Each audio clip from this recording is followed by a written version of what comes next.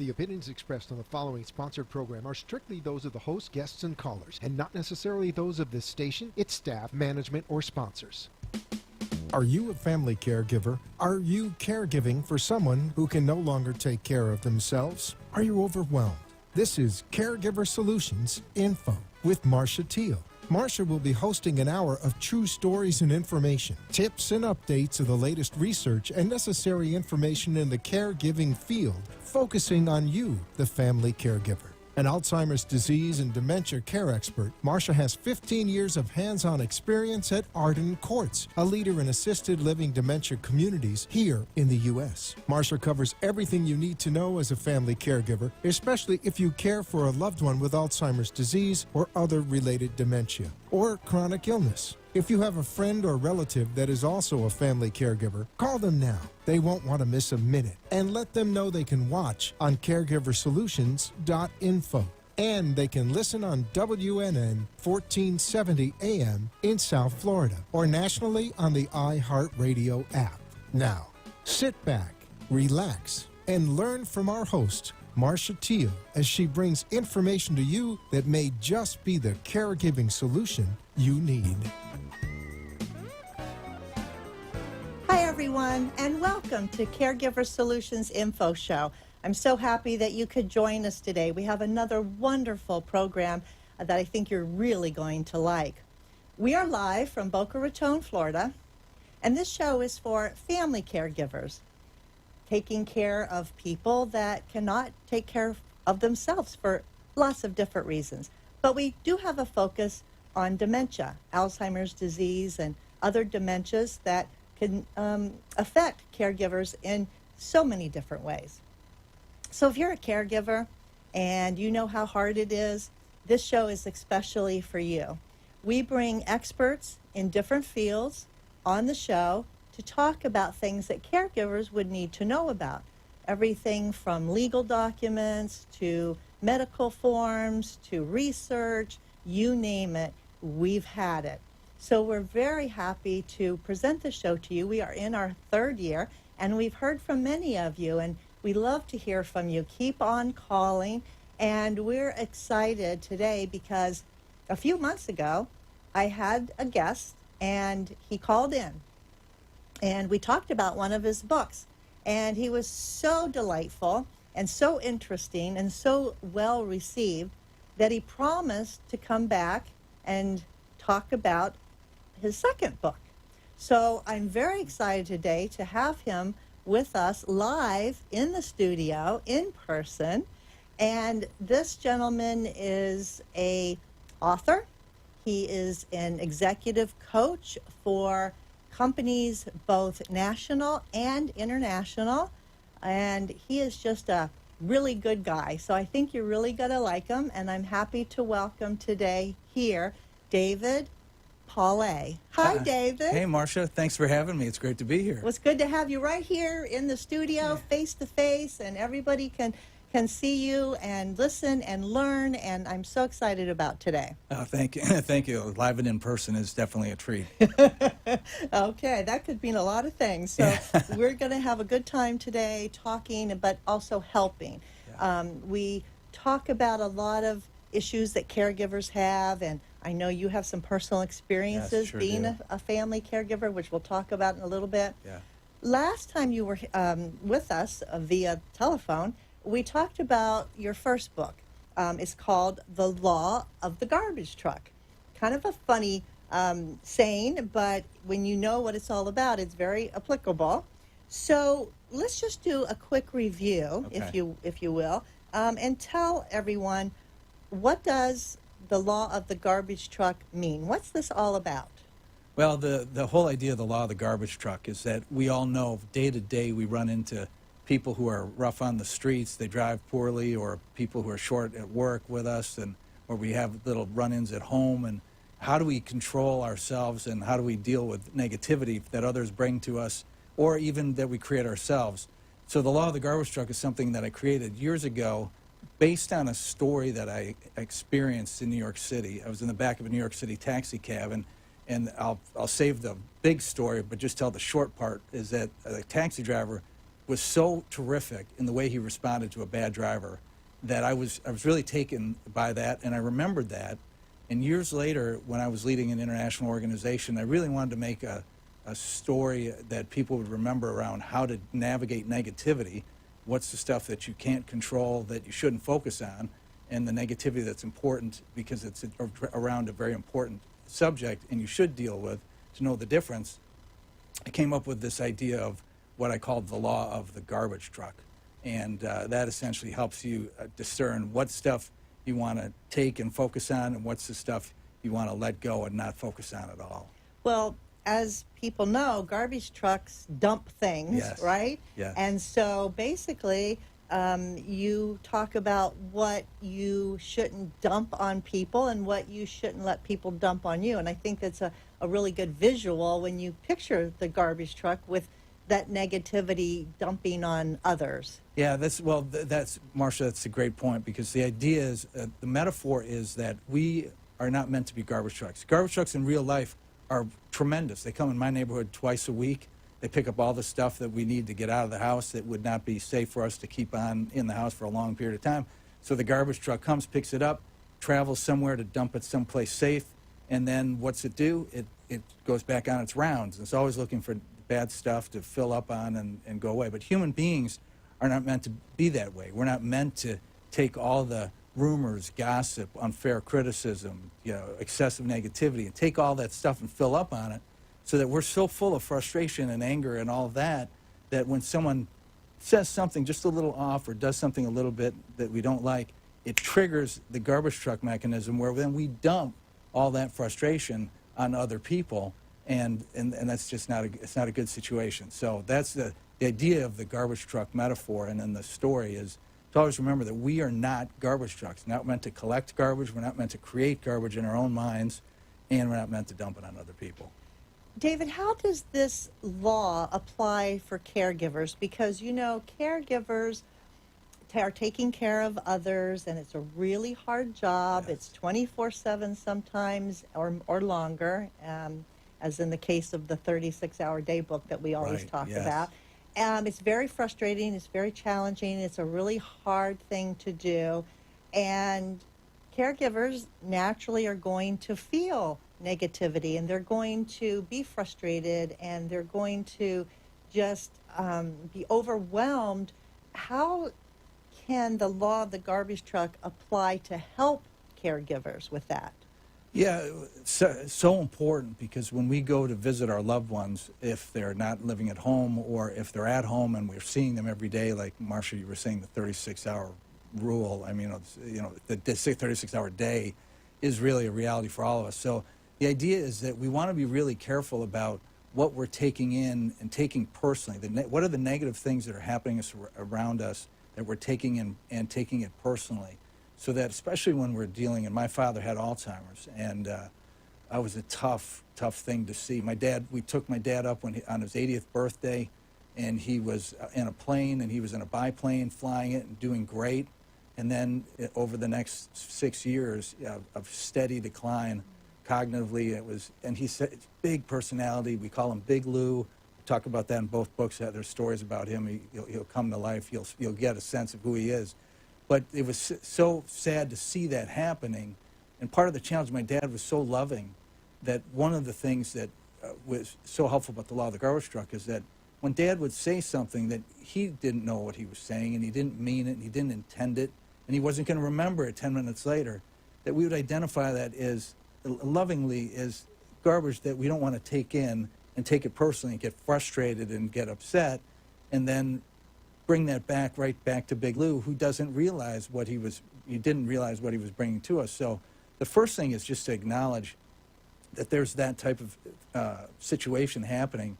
The other is that when you're a caregiver, you often are working with nurses or health aides or administrators, and they have their challenges too. And you don't want to take personally if they're having a little bit of a difficult day themselves, or they're not as friendly as they are normally, to then say, oh my gosh, they must be, why are they like that, and they shouldn't do that, and and whatever else negative thoughts start going through your mind, so that you fill up on all that negativity combined with the frustration of of not always hearing what you hope to hear from a loved one, that you want to then be careful not to fill up on all that, because then you start to feel bad, and you have less energy to focus positively and lovingly on the ones that you love. So that's one of the first places that I'd say it's really helpful. Well, that's a really good point, because, when we talk with caregivers all the time, they do get upset when their loved one reacts differently than what they're used to. Right. And they do tend sometimes to take it very personally. Yes. And, what he said to me, and how could he say that? And, Right. and he doesn't appreciate me, and I do so much for him. And so it does upset them. So you're saying basically don't let those negative things enter into your life. In other words, put them in perspective. Yeah. Know that it's not the person really, it's the disease talking. Right, I mean, that's what we exactly. say to caregivers. They're not themselves anymore. This disease has taken over, and they are not the person that you knew, or not the person that raised you in the case of parents That's that right. maybe have dementia, or spouses even. And so it's a hard thing to do. Your books are extremely interesting. I mean, I've read both of them, Yeah, and thank we're you. going to talk about the other one a little bit. But what I really love about your books are all the stories you tell. And that makes it so interesting, because not only are you sharing some great advice and some wonderful principles, but you're giving examples in real life stories, Yeah. and that people can relate to. Yeah. And it's very relatable. Thank you. And you just, want to keep reading and not stop, because it's really more of a growth. I mean, up late, they're both, I would classify them both as personal growth books. Yes. Would you agree? Yeah, absolutely. Absolutely. And so reading these, you can read different parts of it, but I think reading from beginning to end, it really gives you the whole gist of what you're showing, because in the books you have little, I don't want to call it a test, but maybe a survey kind of a Yeah, thing, uh-huh. where people can put in their information and then find out where they fit, in this process. And I think it's very helpful for people that way too. Yeah, I appreciate that. Great to point out that there are two assessments in the book, and one is are you a garbage acceptor, and another is, are you a garbage dumper? And the idea is to get an idea of how much garbage you're bringing in every day. And again, it's emotional garbage. We're calling it that, rather than something that has a lot of other sometimes serious meaning, and it's just meant to be we don't want to carry garbage around. We're not garbage trucks. Like there's a lightheartedness to it, but a very serious application of it. But the idea with these two assessments is just to say, how do you respond to more than a dozen or 24 different experiences that happen on a regular basis? And when on the garbage acceptor, it means how much of the stuff that you don't need to take personally are you taking personally? Because the more you fill up that way, the less energy positive energy you have to do the things you want to do with other people, and the more easily you're able to get triggered. And the garbage dumper is how we want people. The book has a trajectory of starting with how much negativity is brought to us from other people, and then how much negativity do we create ourselves. And the third part is really to help people understand, what are you bringing to other people? When they experience you, what are they experiencing, and how much emotional garbage are you bringing into their life? And so that's it. How much of a garbage dumper are you? And it's meant to be enlightening. And the good thing is it's your book, so you write down whatever your answers are. You never have to share your total with anyone. But I'm a visual guy, so what we do is we have you plot your score of how much garbage you're accepting and how much garbage you're dumping to come up with a total garbage score.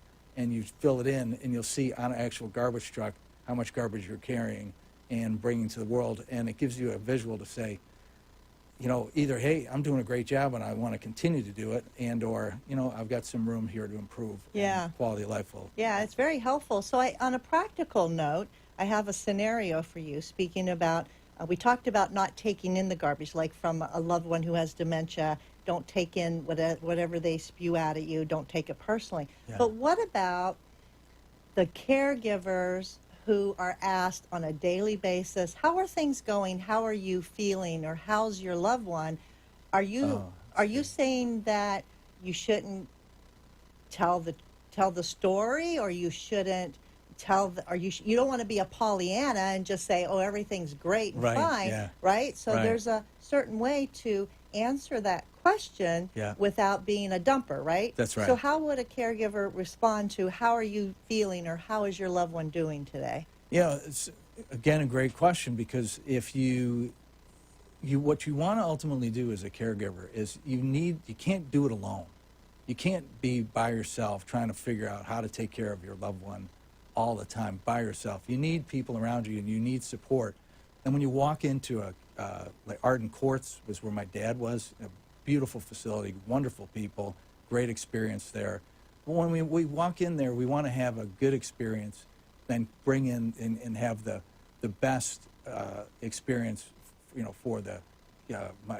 for us as we come in. And I got so excited about it.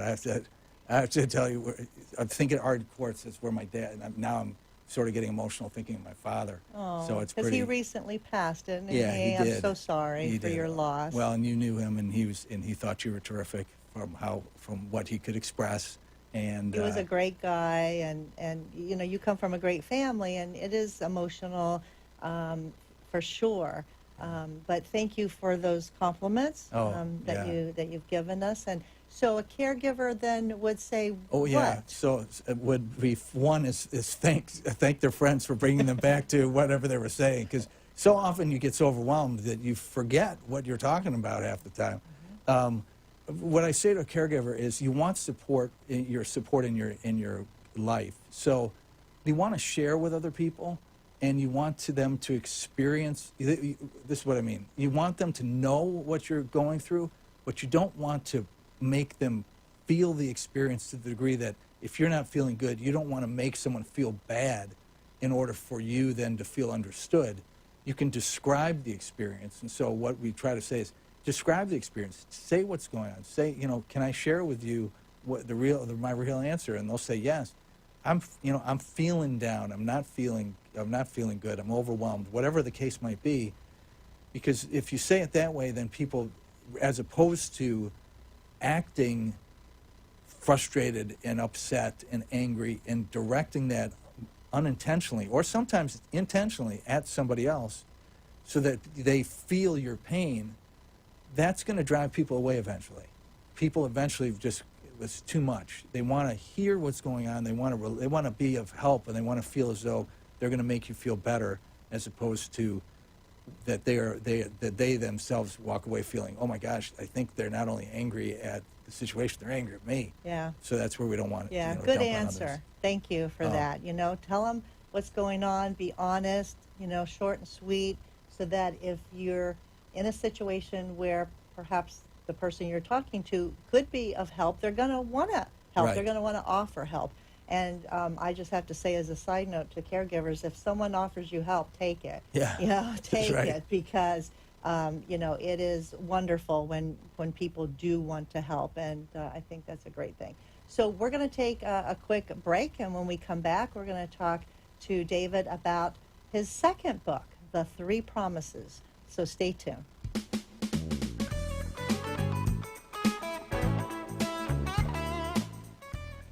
Arden Courts is not just a place to live, it's a place to call home.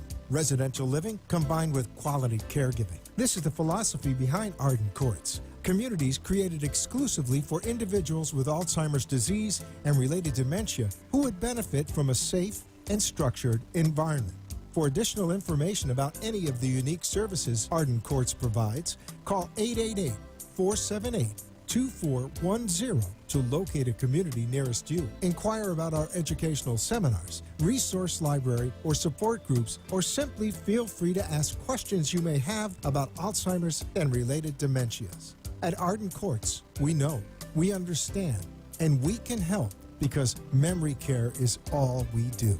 Remember, call 888-478-2410 for additional information about any of the unique services Arden Courts provides. Hi, I'm Michael Mole. Often occurs with Alzheimer's or related dementias, even among their caregivers. When the time comes for you to decide that someone you love needs more help than you can give, will you be able to recognize it? Don't wait for a crisis to make the decision for you. Talk to Arden Courts. Memory care is all we do. We know, we understand, we can help. To learn more, visit arden-courts.com. Arden Courts follows equal housing opportunity guidelines. Somewhere at the corner of bewildered and confused. If you have a question or wish to share a story, call into the show at 888-565-1470 and talk with Marcia. Now, back to Caregiver Solutions. Welcome back to Caregiver Solutions Info Show. My guest today is David Paulet. He is an author of 2 books so far, and he is also an executive coach for national and international companies around the globe. And I'm so excited to have him here with me today, live in our studio in Boca Raton. And so, David, we talked about the first book, The Law of the Garbage Truck, and that was great. It's great information and advice for anybody, but it does also apply to caregivers. Because, as we mentioned before, commercial break, your father suffered from Alzheimer's disease, and you and your mom are both caregivers, for him, even though he lived in a memory care community. So you know firsthand what it's like. Yeah. So now I'd like to talk about the second book, because this one, to me, seems like it's a segue, if you will, from The Law of the Garbage Truck. This one's called The 3 Promises. Find joy every day, do what you love, and make a difference. And hint, hint, those are the 3 promises, Exactly. right on the jacket right on the cover, right on the cover. No guessing. No hiding. No guessing there.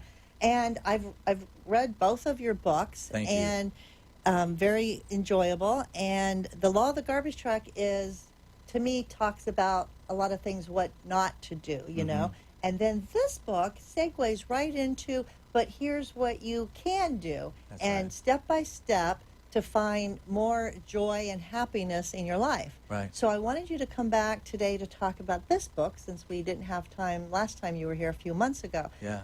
This is an awesome book as well, full of personal stories. Thank you. I knew that when I met you, I liked you. There was something Likewise. special. Oh, thank you. About you. But after reading all the personal stories that you have put in both your books, I can see, how you were raised and how your family was, and it's very impressive. Oh, thank you. So what made you want to write the 3 promises? It's interesting. The 3 promises came out about 4 years or some number of years after The Law of the Garbage Truck. But originally, the 3 promises was the book that was meant to come out first. But there was such an interest internationally in The Law of the Garbage Truck, it took off virally, because I wrote about it in a newspaper column at one point, that it went so far and wide around the world that I ended up then filling out the rest of the story about The Law of the Garbage Truck and the message there. But I've always wanted to get back to, and that's what the 3 promises is about. What can you do? So as Marcia said it so well, that the Law of the Garbage Truck is, what negativity do you not want to bring into your life? But once you get that navigated and you have that understood, then what is it that you can do every single day to create fulfillment in your life? What is it that you can do that's it's not dependent on other people, so that other people are not responsible for your happiness, or what I like to focus on, your fulfillment. So the 3 promises is based on research in the field of positive psychology, the field that I study, and have a leadership role in. And what are those things that we can do every day? They can be small things, but that we can create our own positive experience, and ultimately then have a positive experience on all the rest of the people that we interact with. Yeah, that's obviously this information is needed and wanted, because I know The Law of the Garbage Truck has been reprinted, and it's in 13 languages now? Yes. All over 13 different languages, and I know this one is several as well. Yes. So the information and help that you bring to people is obviously much needed. The 3 promises, I think they're pretty simple. Yeah. Right? They're just simple things. It's not hard. It's a simple thing. But I think that you break it down for people because even though it sounds simple, it's not always something that's simple to do if you're not aware. Right. And I think this awareness that you bring and by breaking down the step by step is so helpful, not only to everyone. I mean, everyone can benefit from this, even family caregivers. Yes, And big time. we find that a lot of books that would be considered growth or self-help or something like that, a lot of family caregivers couldn't relate to because of their specific situation with Yeah. caregiving with a loved one, a spouse or a grandparent or, you know, a parent. But your books are applicable to even family caregivers Yeah. as well as everybody else. And that's what I really love about it. I appreciate that. And I suppose that with your father going through the different stages of Alzheimer's, following the three promises in your own life or Oh. in your mom, you know, I know that she's a big supporter of yours as well. She and is. she would follow the three promises. She's a wonderful lady. But I imagine it would be harder and harder to do as your dad's situation worsened, Yes. right? Yes, absolutely. When things are going hard, we're getting tougher and harder. It's even that much more important that we're creating fulfillment in our life. And when I say fulfillment, it'll be a lot of folks focus on happiness, which I think is great. But my thinking is that, based on research, that happiness is really a trailing indicator that you're living a fulfilled life. That if you're doing things, as I call them, the three promises, if you're finding joy every day, if you're doing something that you love to do, I say work-wise or hobby-wise, where you're getting to use your art or creative work or whatever that might be, writing for me, that's the do what you love promise. The third is make a difference, where you're actually doing something for other people that's beyond your self-interest. That if you're doing that every day, you're going to create a level of fulfillment that ultimately then translates into a feeling of happiness. And that's where, if we can, no matter, especially when things are going hard with our families, is that to the degree I can center myself on things that are authentic to me, that I find joy in, not what Marcia finds joy in necessarily, although we have a lot in common because I've known Marcia now for a few years. But the idea is that what I find brings me joy, what I find makes me feel that Because I'm then doing that's well. going to come out of you, right? Right. And spill over into other people's lives in a positive way. That's right. So it's almost like the opposite of the garbage truck. You're not dumping the garbage, you're overflowing with your own fulfillment, touching the lives of other people in a more positive, loving way. That's right. And I think it's Henry David Thoreau has this great quote, something to the effect of, let our behaviors, and this is really a real paraphrase, but let our behaviors create the sweet atmosphere around us. And so when I think of the Earth's atmosphere, if each of us is like the Earth and there's an atmosphere around us, we need a healthy atmosphere in order for us to live. So if we can have a healthy atmosphere around us, then everyone around us benefits, and they feel the love, they feel the support, and they want to help us and support us on our journey. Especially for caregivers who do not feel fulfilled because they feel sometimes that they're missing out on life because Alzheimer's comes unexpectedly and they're now in the throes of caregiving, and a lot of caregivers look at it like, my life is over, I never expected this, and they get down and they get depressed, and they don't really have that fulfillment. They don't have peace. They don't have joy. Right. But what you're saying is, no matter your circumstances, there are ways still to feel fulfillment, to have peace, to find joy in the smallest things, which if you add up all those small things, it's huge. Yeah, it's. I have to say, it has been. People ask me all the time. They'll say, "Do you use what you write about? Do you use the books?" And the answer is, having gone through this with my father, and lost my father, and my mom actually was recently hospitalized, and I've been working with her to help her recover and get her health back. Creating fulfillment in my life is absolutely critical to my ability to support and love and share my love every day with my dad when he was with us, or with my mom. because if I don't have that energy, then it's almost like then I am just floating and ready for any negative thing to knock me off course, for somebody to say something wrong and for me to take it personally, make it worse. And there's a lot of research that says caregiving is a direct cause of depression for a lot of people. And I know from my experience that if you're not careful in what we've been talking about, if you're not careful in how you navigate negativity using the law of the garbage truck as one tool, and if you're not creating your own fulfillment on a daily basis, you're vulnerable to depression. And depression is so tough. Anyone who's ever experienced it, and I think most people have in some capacity, is really hard. Mm-hmm. And so a way to help create some strength in the face of what is natural, the depression that can come with caregiving, is to follow the 3 promises every day. And we can talk about the fun ways of doing so, but just really making sure you have those 3 promises active. Yep, that was great, because we're going to take a commercial break. And when we come back, Dave is going to share about the 3 promises, practical ways that you can implement each one in your life. So we'll be right back.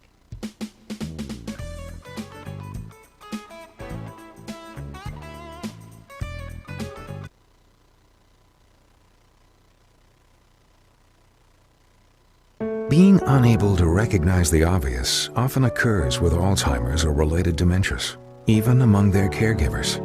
When the time comes for you to decide that someone you love needs more help than you can give, will you be able to recognize it? Don't wait for a crisis to make the decision for you. Talk to Arden Courts. Memory care is all we do. We know, we understand, we can help. To learn more, visit arden-courts.com. Arden Courts follows equal housing opportunity guidelines. Somewhere at the corner of bewildered and confused is a lost mother, a father, a sibling, a grandparent. Wandering is a common symptom of Alzheimer's or related dementias and can often make those who care for a loved one feel just as lost. If you're looking for a place that's safe and secure, look to Arden Courts. Memory care is all we do. We know, we understand, we can help. To learn more, visit arden-courts.com. Arden Courts follows equal housing opportunity guidelines. Feelings of depression, isolation, and frustration are common among persons living with Alzheimer's or related dementias. It's common among those who care for them, too. It takes a lot of patience and courage. It also takes knowing when you can no longer do it alone. At Arden Courts, memory care is all we do. Talk to us. We know, we understand, we can help. Don't let guilt keep you from making the right decision. Visit arden-courts.com. Arden Courts follows equal housing opportunity guidelines.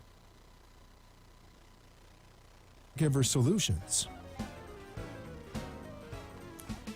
At this time, I'd like to thank our national sponsor, Arden Courts Memory Care. Arden Courts is a leader in the field of memory care. They have about 50 assisted livings for memory care across the United States. They have 10 right here in Florida, and the rest are sprinkled across the country. And Arden Courts is a great resource for caregivers. They have support groups, they have seminars, they have all kinds of collateral that they can share with you to help you answer questions in your caregiving challenges. One of the ways that Arden Courts would like to help you is to offer this free book. This is called The 36-Hour Day, and it's written by Dr. Peter Rabins and Nancy Mace, and this is an awesome resource for caregivers. This book explains the differences and the different types of dementia. It goes into explaining difficult behaviors and how to address them. It even talks about medications. If you don't have this book, or you know someone who's a caregiver that does not have this book, then please give us a call. It is absolutely free just for asking. All you have to do is call the Arden Courts toll-free line, which is 888-478-2410. Again, 888-478-2410. Tell them that you heard about the offer on the Caregiver Solutions Info Show, and they'll be happy to take your name and address and make sure that a book gets mailed directly to your doorstep. So give us a call Get the book. It's really wonderful. And tell them how you'll like the show. So today my guest is David Paulet. He is an author, executive coach for national and international companies around the world, teaching executives about the law of the garbage truck, which is his first book, and the three promises, which is his second book. So we're talking about the three promises in this segment of our show. And the three promises are very simple. They are find joy every day, do what you love, and make a difference. So we're going to talk about each one of those, David, and give us some examples of how someone could take the information in this book and apply it to their life to be fulfilled. Because as you mentioned earlier, being fulfilled will ultimately and naturally lead to happiness. That's right. Yeah. So, okay, let's take the first one. Find joy every day. I mean, how do we do that when especially if we're a caregiver or we have a really terrible job or we're unemployed or you have a lot of stuff on your plate and everything just seems to be going wrong for you and you're just frustrated, angry at the world? How do you find joy every day? That's a good question. So this is what I would do if we were in a workshop or when I'm working with executives and we're trying to create fulfillment in their lives. And I'll say, and do this right now. If you're watching or if you're driving, wait till later. But if you are in a place where you can write something down or type it in your computer or on your phone, I just ask you to do this. Think of all of the things every day, small or big ways, that bring joy to your life, or could or have brought joy to your life. So people will, some folks will just start writing. Others will be like, what? I don't, especially now that I'm caregiving and I'm working full time and I'm a parent, I really don't know. That's the issue. So I'll say, well, what do you do that you enjoy doing? And so the list begins. I like drinking coffee in the morning. I like brewing my own coffee. I like to take my dog for a So they little find walk. joy in the fact of the smell of the coffee. Right, Right? the smell. Like delight in it. It's almost like stop and smell the roses. Yeah, stop If and you- smell the if you- coffee, it's yeah. not stop and smell the if you like the roses, right? That's right. But I think it's not just doing it. I think it's more of being aware of all of these joys. I think Yes. people do have joys, little joys like you're Yes. talking about, but I don't think they're aware of it. That's right. And I don't think they appreciate it, and they don't have the gratitude attitude, which you do talk about in Yes. your book, right? Yes. The attitude of gratitude. Yes. And I think if people kind of cultivate that, they will find this joy that you're talking about, which to me is very interesting when you say people kind of like look at you blankly, that they don't know what joy has been in their life. That's right. And it brings up a couple things I'll share then with everybody. That here are two first and second chapters inside the Find Joy Promise. That is, you want to identify your positive triggers, is what I talk about. And the quick little story is that when I was saying goodbye to my wife one morning, I kissed her goodbye and I left and went to the office. And I don't, like everyone, I was having one of those days where I wasn't feeling that great. And what do you do when you're not feeling great? You typically look down. I looked down at the floor. I start laughing because I saw I had stickers all over my shoes. And I started laughing even more because I realized that my little girls, who were like 2 and 3 at the time, slipped stickers on my shoes and without my knowing, and just knowing that they tricked Dad. Like made little them happy. cartoon stickers. Yeah, it was like Dora the Explorer and Barney the dinosaur and that stuff. And just thinking about that made me laugh. And then I started smiling. And then I thought, you have one of those moments where you say, I think I wasn't feeling good a moment ago, and I don't know why, but I'm feeling good now. And I realized that ultimately that's a positive trigger. Just like that, just the thought of my little girls putting stickers on my shoes made me happy, made me smile, made me laugh. And just today, even when I get nervous or worried about something, I'll just look down at my shoes, and the trigger will make me laugh because it's so in my head that that's something, that memory is that the stickers are, forever on my shoes. So I ask you, and I ask everyone to think about in the book, or what are those positive triggers in your life that when you hear it, or like we were saying, the smell of coffee, or the sound of a certain music, or the touch of a loved one, whatever those things are, is to build the repertoire. I talk about my mom was a singer. My mom and dad were singers. and they had my mom one time. We were in the basement, and there was a filing cabinet of all this sheet music, and Mom just started pulling one song out after another and started singing like a song. And she went through, she probably sang like 30 songs. Just pull out sheet music, start singing, and that's the idea of finding joy. Is you want to create a filing cabinet of lots of little things that bring you joy, so you can tap them every day. And identifying your positive triggers is one of them. Yeah, Sure. so when you're feeling depressed or down or whatever those negative feelings are, tap into the joyful things and thinking about it. You know, That's right. I read the books, and you didn't tell the rest of the story about the stickers, because what I found really Oh, right. That's what true. I found really cute was that after you looked down and saw the stickers on your feet, you said in the book, and then I just remembered all the places in the office that I'd walked to and all the people that I talked to Right. with the stickers on my shoes that I didn't know were there, That's and right. what they must have thought. That's and right. that made you even smile, Yeah. you know? Oh, definitely. Yeah, so it's Yeah. really, really cute. Let's go to do what you love, okay? Because this is a biggie, and I know that caregivers don't always get a chance to do what they love because they say they don't have time, Right. or, you know, oh, that would be selfish Oh, of right. me to do what I love when I have to give all my time to my loved one with dementia that needs me. So talk about do what you love. You know, first I just have to start with what you'd said about when we get to that point where we say, I just need to give all my time to my loved one. Our loved one wants our time, but wants our love and our good spirit and the positive energy. And so whatever we can do, when we take care of ourselves, then we're ultimately taking care of our loved ones. If we let ourselves go to the point where we feel bad, feel anxious, feel depressed, that's a tough place to be. And we want to make sure that we don't do that. Right. So if you're not taking care of yourself, which we talk about all the time with Yes. caregivers, and people say, take care of yourself, take care of yourself. But what does that really What is that? mean? Yes. You know, how do I translate that statement into something tangible or something that I can actually do? So this is what you talk about. Yeah, and that's where, so there's a quick story that I'll just tell. When I was in college, I was at Yale University. I was studying a lot of great stuff that I was studying, but what I was finding is that life was sort of passing me by. I was really engrossed in all this work, but I wasn't exploring, and I wasn't testing out the things that I was that I was interested in. And what I say in the second promise, and I say to caregivers, is look at your time and look at your available time and look what are the things that you could explore that are of interest of any sort, that there's an expression of what you love to do. And so for, like, Marcia and I were talking at the break, that she's by the way, she's terrific.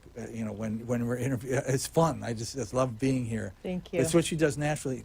But she was also a marketing director of the national organization and doing all these other things, but still always finding a way to express herself through communication. And she's terrific in everything she does. I mean, she's written Thank a you. song and poetry and all that. And for me, it's writing is one of those things. And all of us have something that we enjoy doing and that brings out some of our artistry or what we like to do. So what I ask people to do is think about, I call it a fill year, is think of over the next year or maybe the next month, where are those little gaps of time that are available? They might not feel like you have much energy, but what are those gaps of time? And what can you do during those gaps of time that expresses your passion, your interest? And so that could be for writing, it could be speaking, it could be researching, it could be reading, it could be volunteering, but whatever it is that brings a feeling of love of what you do and what you really care about. And if you do that, you match that up with joy, finding some joy every day, and then we'll talk about the third promise in a moment, but making a difference, then you feel so much better and you have more to give because you feel as though you're making some daily progress. And I say even just 5 minutes a day of doing something you love. For me, it's taking a notebook and just writing, you know, even for 5 minutes. And I'll put my timer. If I only have 5 minutes, just write for 5 minutes. And I have a feeling, sort of a carryover feeling of I'm actually doing something to express my gift. And that makes me feel better as I take care of my loved ones in a caregiving mode. Right. You have in this chapter, Do What You Love, something called the Key Test. And this is designed to help people find what they love. Is that right? Yeah, that's the key test is really a way of it's real quick. It's one page, and it will give you an idea of what are your yearnings, what are the things that bring out make you want to learn more, make you want to study, make you want to think, make you want to share. It's a real quick assessment, and at the end of it, it will give you a pretty good idea of where you have opportunity to increase the things that you do every day that bring out more of your natural gifts, the things that you're really good at and you want to be good at or better at. I like that. And so basically the takeaway from this chapter for caregivers is do what you love, even if it's for 5 minutes a day, That's because right. that's going to make you feel better about yourself. It's going to make you have more joy. And then you'll be able to relate that into your caregiving, which will obviously be a good thing for the whole family or That's right. for your loved one who you're caring for. So, Yeah. take care of yourself and do what you love. So that's very good advice. I have to tell you just real quick one thing. So for me, writing stories, telling stories is part of what brings me joy. With my father, I always had like 4 stories that no matter where he was in the cycle of dementia, he could pick up on a bit. And so I would tell those stories and tell them over and over again every time. And every time it would bring a smile to him. And it was, for me, it was an expression of what I love to do, tell stories, create stories. And my stories probably got a little better over time. You as I'm embellished telling a little them. bit. Yeah, and meanwhile, they're making a difference to him. So if someone is an artist and they paint and they share that with their loved one or whatever is your gift, or if you like to read and you read to your loved one, whatever it is, sing like my mom, whatever, it makes a difference. So those stories, and some of them are off color because it's my dad and I just being, just sharing with each Whatever other. works, right, David? It would Whatever make them works. laugh. It would Yep. make them laugh. Whatever makes them laugh, whatever you can share a special moment with, it doesn't matter. It's personal for you. That's great advice. So we're going to talk about the third promise, make a difference, in just a moment. So stay with us. We'll be right back after this quick word.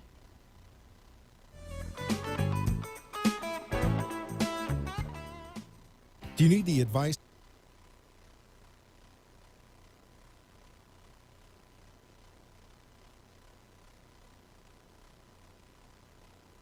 The inability to recognize the obvious often occurs with Alzheimer's, particularly among the family members who care for them. When the time comes for you to decide that someone you love needs more help than you can give, will you be able to recognize it? Don't wait for a crisis to make the decision for you. Talk to us. We know. We understand. We can help. Arden Courts. Wandering is a common problem for people with Alzheimer's or related dementias. It's also a problem for family members who care for them. Keeping them safe and secure means never letting your guard down. And even though deep down you know it's time, it hurts to have to ask for help. But it could hurt them even more if you didn't. We know. We understand. We can help. Arden Courts.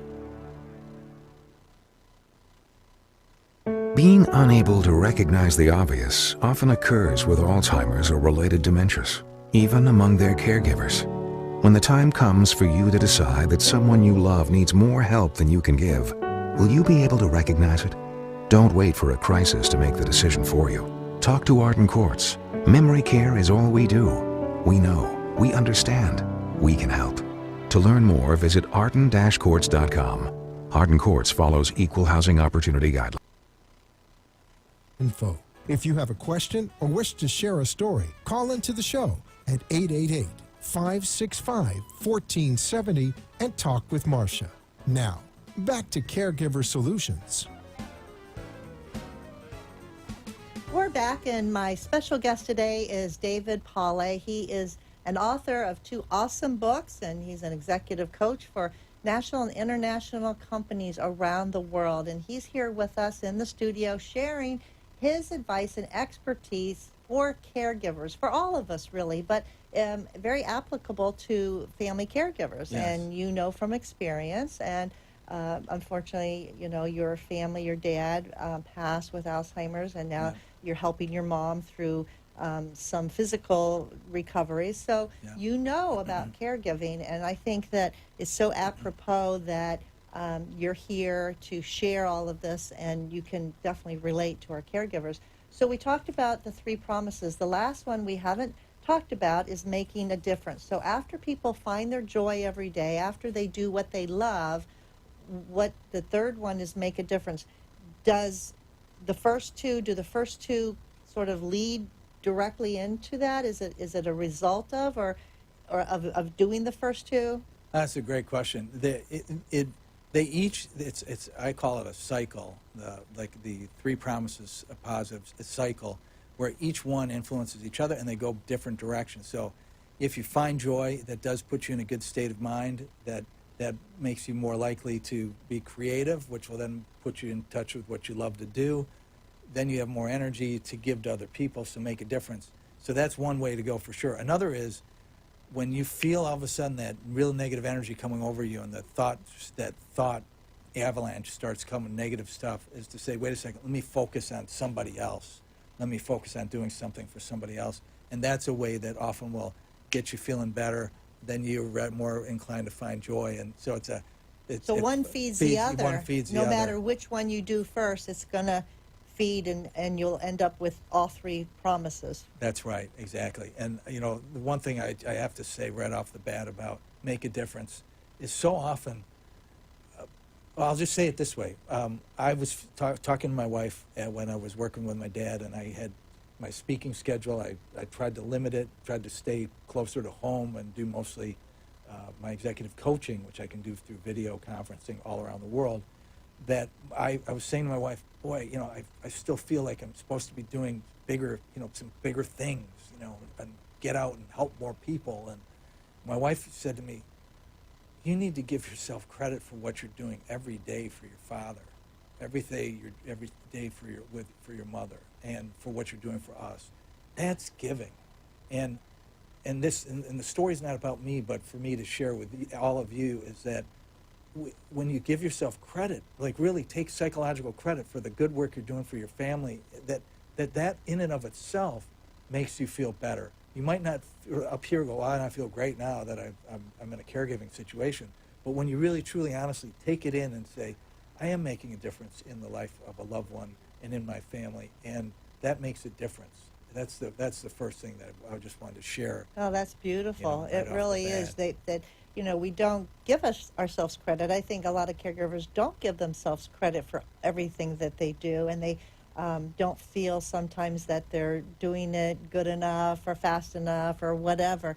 But just, you know, finding the joy every day, doing what you love, which is going to make a difference, or make a difference which will lead to the others, will create a scenario of fulfillment. And I think that's the whole essence of your book is, you know, be fulfilled, and it's going to explode or overflow to others. And what could be better than that?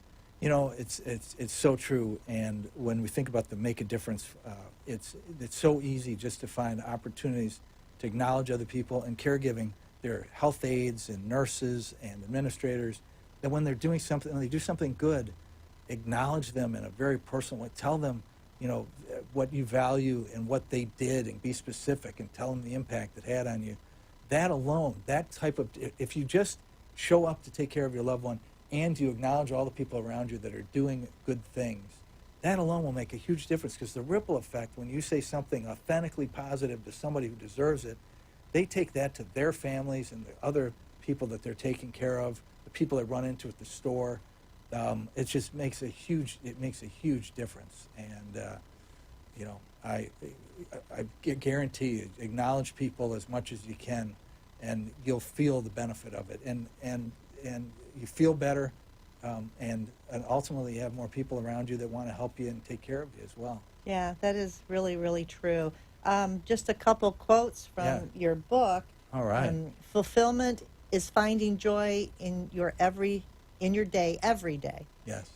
Fulfillment is about making a difference every day, consciously thinking of opportunities beyond your immediate self-interest to give to others. Yes. And by giving to others, it's almost like that saying, what you give, you get. Yes. Right? Yeah. What you're giving out, the positive, the good, it's going to come back to you. Yes. Right? Yeah, absolutely. It's a lot like that. And, caregivers always say, I don't know how I can do this. It sounds good, but I don't know what I could do to fulfill these three promises in my life. And just so, if you're one of those people thinking that right now, David has a wonderful section in the back of the book for the first, second, and third promises, specifically simple things you can do. And I'm just going to share a couple before we have to end today.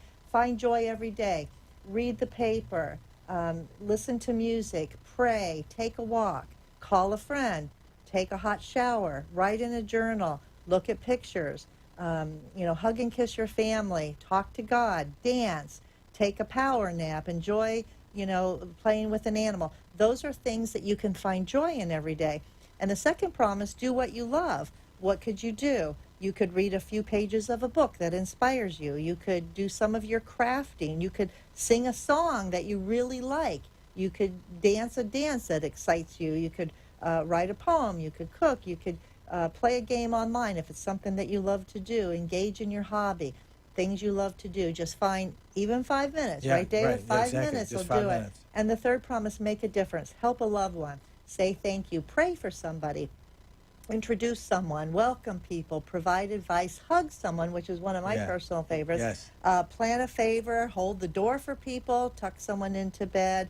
And do a chore for someone. Those are examples of every promise, simple little things that anybody can do that will make a difference, provide joy, and do something that they like, right? Yeah, and the research that I've done real quickly is that I've found that if you every day just 5 minutes for each of these promises, you do them, you increase your level of fulfillment by I think it was 92% of all people do it. I'm sure. Well, this has been wonderful. Unfortunately, we're out of time today. It's been fun. Yeah, it's been great. Thank you so much. You're welcome. You can Thank find you. David's books at Amazon or at Barnes & Noble. So ask your local Barnes & Noble, get it for you. You can check it out on Amazon. The Three Promises, The Law of the Garbage Truck. In the meantime, we will be back next Tuesday, same time, same place for another show. In the meantime, call Arden Courts, get your free book of the 36-hour day, and don't forget, give somebody a hug because they need it and so do you. And that's my mantra. We'll see you next time. Take care.